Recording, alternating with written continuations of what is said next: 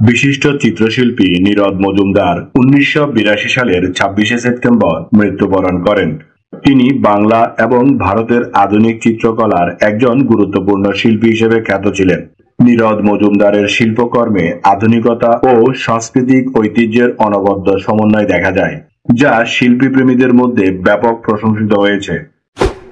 খ্যাতনামা সঙ্গীত শিল্পী ও সুরকার হেমন্ত কুমার মুখোপাধ্যায় 1989 সালের 26শে সেপ্টেম্বর মৃত্যুবরণ করেন।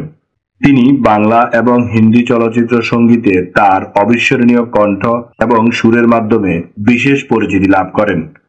হেমন্ত কুমার মুখোপাধ্যায় আধুনিক ভারতীয় সঙ্গীতের এক উজ্জ্বল নক্ষত্র ছিলেন, যার গান আজও শ্রোতাদের হৃদয়ে বেঁচে আছে।